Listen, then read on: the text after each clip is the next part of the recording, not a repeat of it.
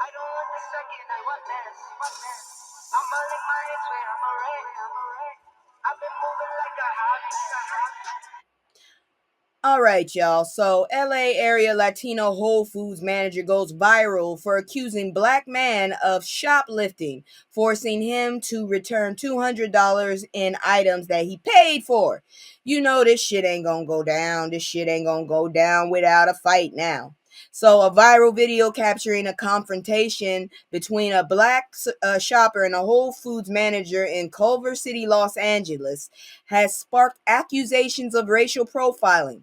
The store manager questioned the shopper about potential theft despite not typically requiring receipts, leading to a heated discussion. The incident has garnered significant online attention, and with many viewers supporting the shopper and condemning the manager's behavior, calling for a boycott until Whole Foods issues an apology. I hope you do. You better. I never went to Whole Foods, but I really hope you get it. So, a black man confronted Whole Foods employees about accusations of stealing groceries. The incident took place in Culver City, Los Angeles store. The store manager, who is Latino, requested the shopper to show his receipt. The manager's allegations were met with disbelief by the shopper, who noted that receipt checks are not a common store policy. The manager stated that the items in the shopper's cart were all of our product if he hadn't paid for them. The shopper insisted he had paid for all of his groceries and went to the register to seek a full refund for items worth over $200. He had his receipt available during the confrontation. The video has received over 150,000 likes and nearly 14,000 comments on social media. Many viewers condemned the store's manager's actions and expressed support for the shoppers. Several commentators called for a boycott of Whole Foods until the company issues an apology. A Mexican viewer publicly apologized on behalf of the Latino community, expressing embarrassment over the manager's behavior.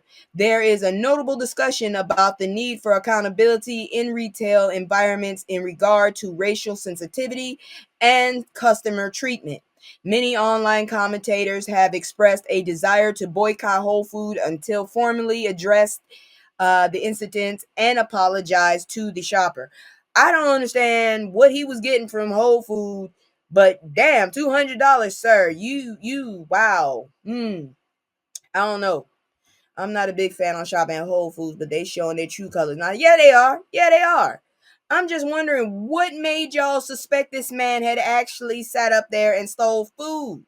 Don't go accusing people unless you got proof. I used to actually work at a goddamn Kmart and loss prevention. We didn't go, we had to make sure we saw you actually steal. Not no damn no. Hell no. We had to actually have fucking proof. We followed your ass. And the only reason we followed you is because you was doing something shisty, looking around, looking shifty. Motherfucker, don't. And even if we were if we were suspicious of your ass, we still couldn't do nothing unless we actually caught you red-handed. Your ass could go all the way out the door. We wasn't gonna touch you because we had to make sure. I guess it don't matter, huh? Is it well, whatever. Moving on. I got to keep going. Shit. I'm timed and I really want to get to the dandy part. So, black woman kicked off plane for looking at white flight attendant lawsuit. You know what's going to happen with this one.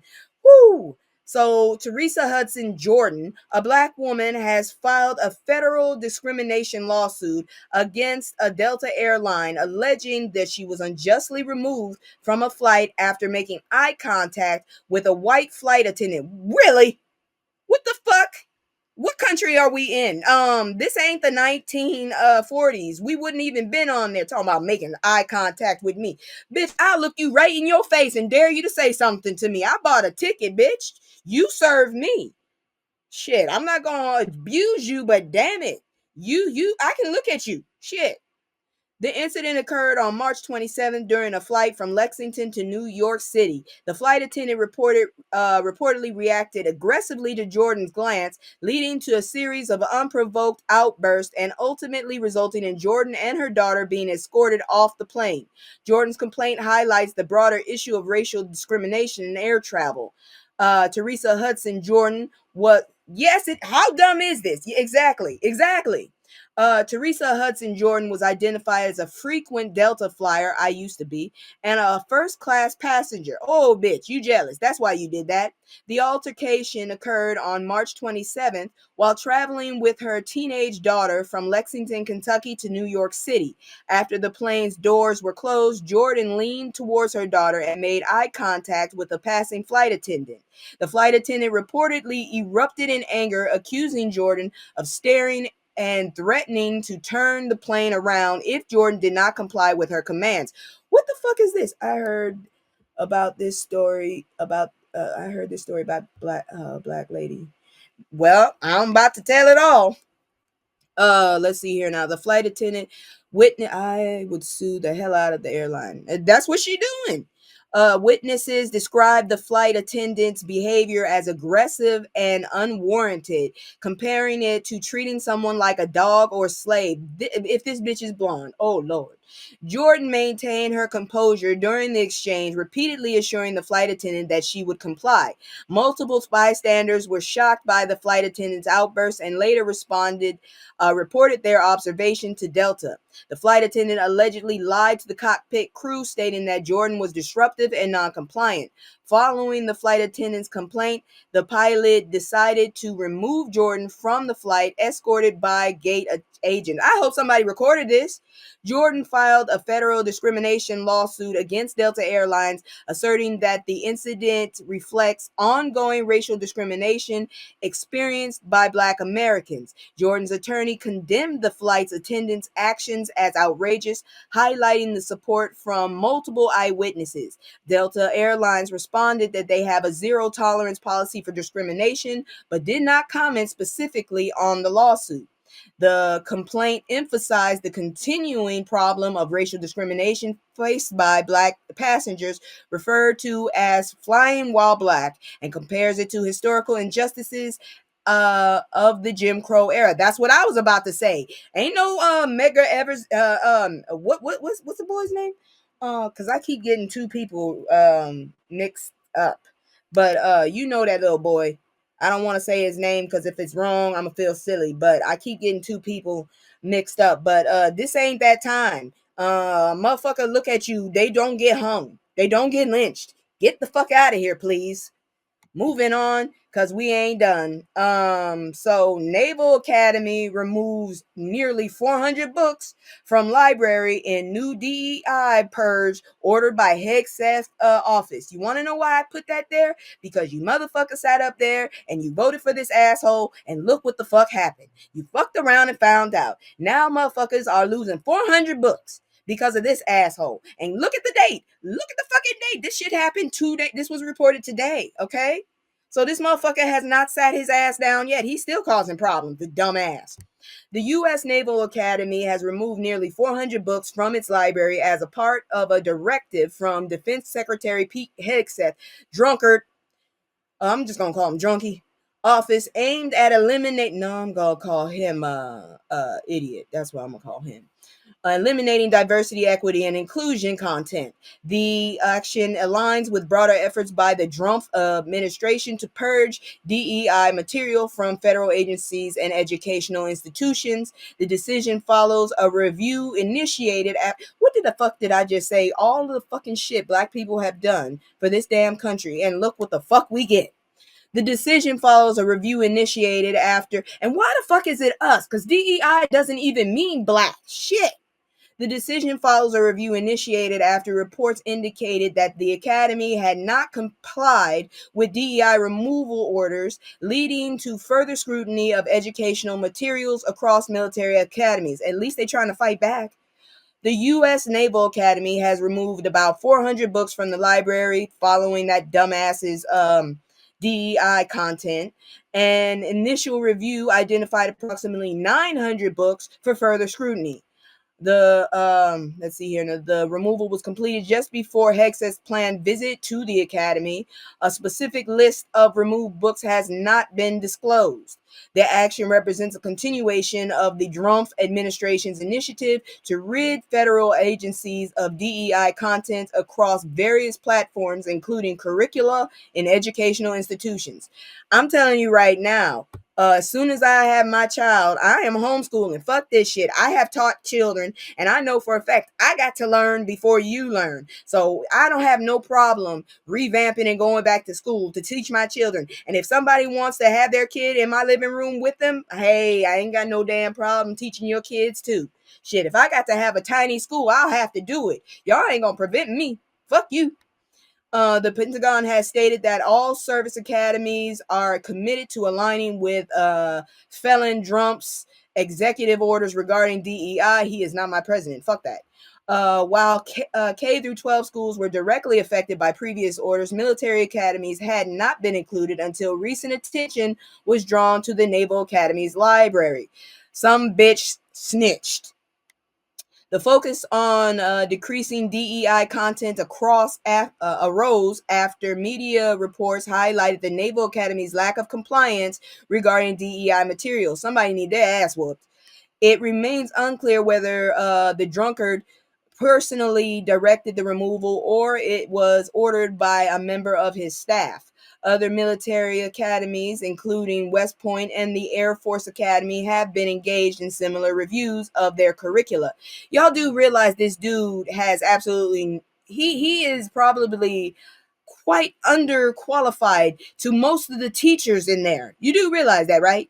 He is telling teachers that probably could run circles around his ass to get rid of this. Oh my God. I need to get the fuck out of this country. Oh no.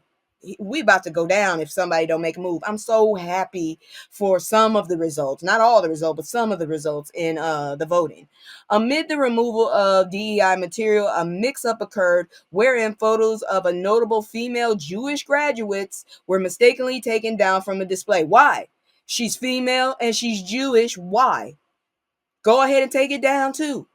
Or are you just wanting people who have melanated skin? Is that what you're trying to say, bitch?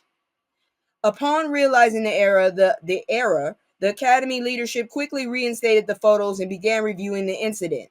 Drunkard's visit to the Naval Academy included interactions with students. However, the media was barred from covering the event. At this point, I don't mind segregating so we can teach our own. Exactly, that's what I'm talking about. Because I don't know where the fuck y'all done lost your damn minds. But we're not done. We're not done. Moving on, Susan Crawford wins Wisconsin Supreme Court despite GOP felon Muskrat's efforts. I'm so damn glad about that shit. I was scared last night. I ain't even gonna lie. I was terrified. I was like, shit, I need a beer.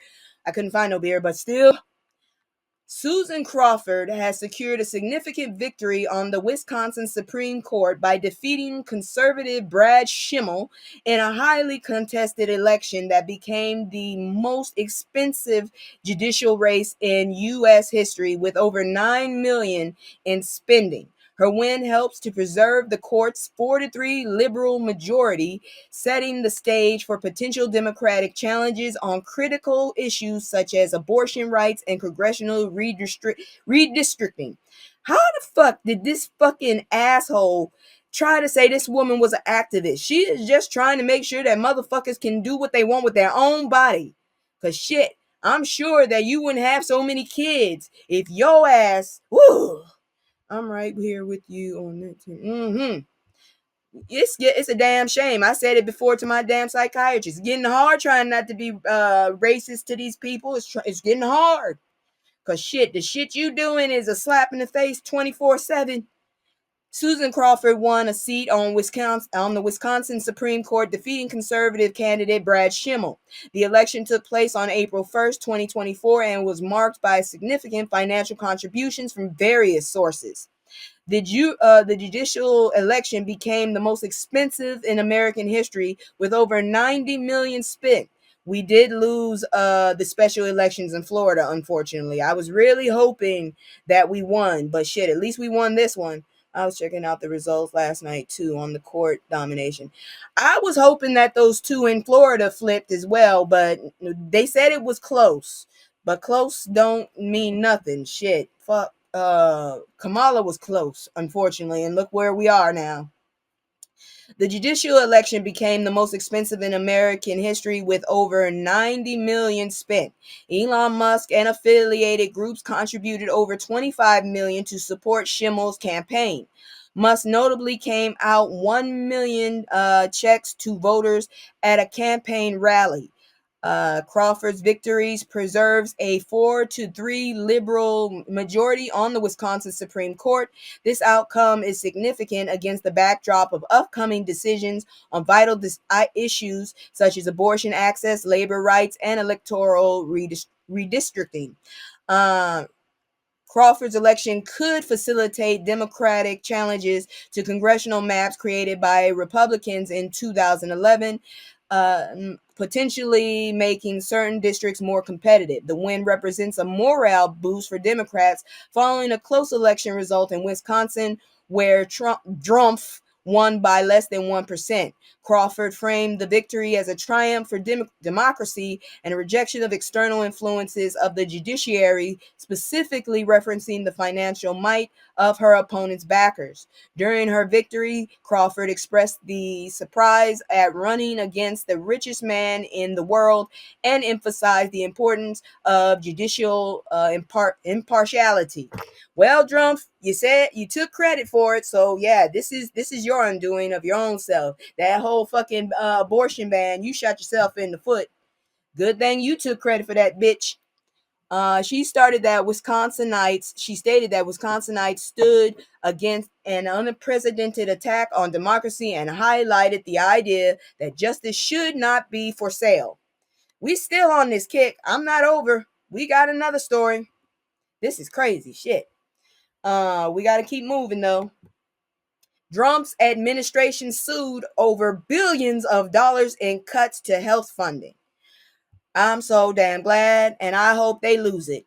The Trump administration is facing a lawsuit from 23 states and Washington D.C. over its decision to cut $11.4 billion in public health funding, impacting long-term health initiatives and pandemic preparedness.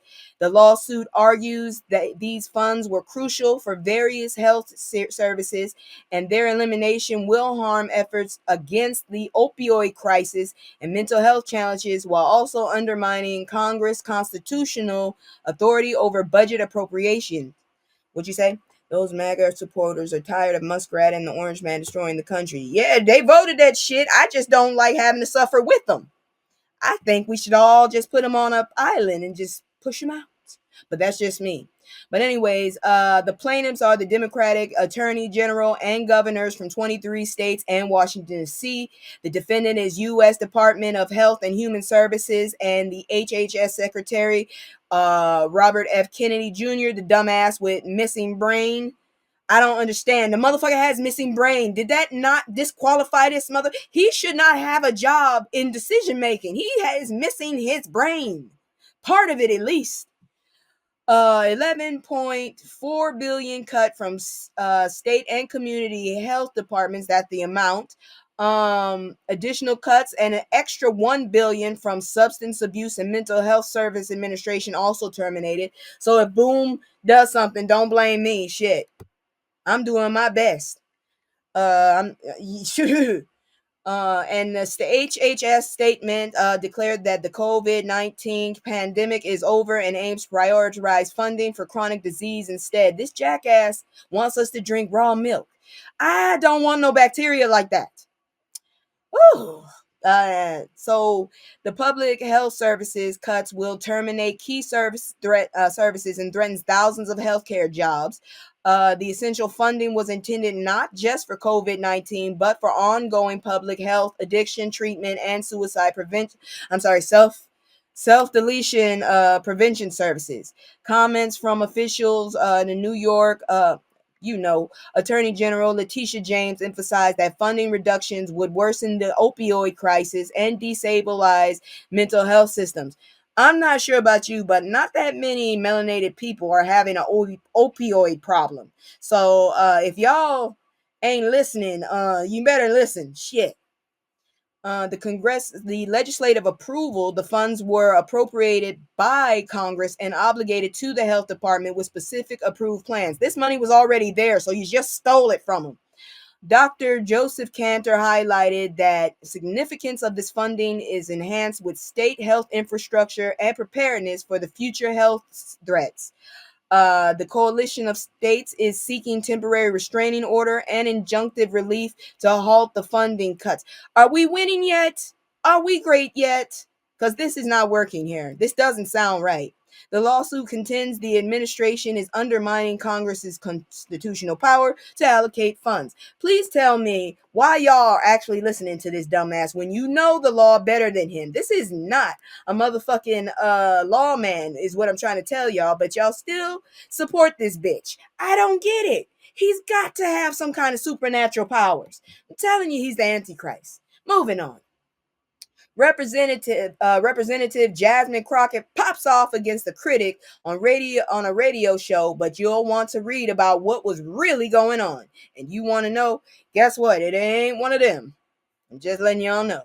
So, Representative Jasmine Crockett received a prank call from a man identifying himself as Terrence, who accused her of causing his business to lose a significant grant due to her public statements.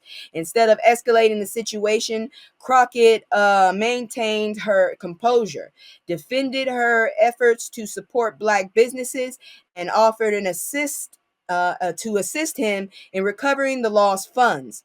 The call turned out to be a prank call by nephew Tommy from the Steve Harvey show, which left Crockett frustrated by the interruption given the serious issues she's facing in her role. That ain't funny, you dumbass bastards.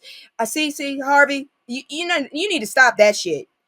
The caller identified himself as Terrence and claimed to be the president of the business and called our Black business in Dallas. He accused Representative Crockett of causing his business to miss out on $2 million grant from Dallas Morning News. The grant was tied to Benchmark Business Award that could benefit numerous Black businesses. Crockett defended herself by stating her commitment to securing opportunities for Black businesses and her strong relationship with the Dallas Black Chamber of Commerce. She acknowledged the frustration of losing a significant amount of money and expressed her desire to be productive in resolving the issue.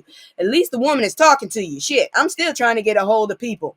All pranks aren't good pranks. None. This one was tasteless. This woman's going through enough shit. Right now, I would say let's not do any pranks until this motherfucker is out of office. How about that? The call was ultimately revealed as a prank by nephew Tommy from the Steve Harvey Morning Show. Crockett was taken aback and expressed her annoyance at the prank, highlighting ongoing challenges she faces in her role. Her reaction reflected by her busy schedule and the serious nature of the complaints she typically addresses. Representative Crockett exhibited poise and professionalism throughout the conversation, despite being provoked by a prank. The episode sheds light on a challenge public figures encounter, including dealing with frustrating constituents. Yeah, you didn't have to do that. You didn't have to do that. I hope she has security too. I heard she does, but they didn't have to do that. That was stupid as hell. Honestly, it was. But that's it for fuck around and find out. I'm so sick of these damn bastards. But I was shocked with the amount of stories I had with fuck around and find out. For real, I was. But now I got a I got a double header for y'all. You already seen it. So before I bring him up, let me go ahead and do my flowers because we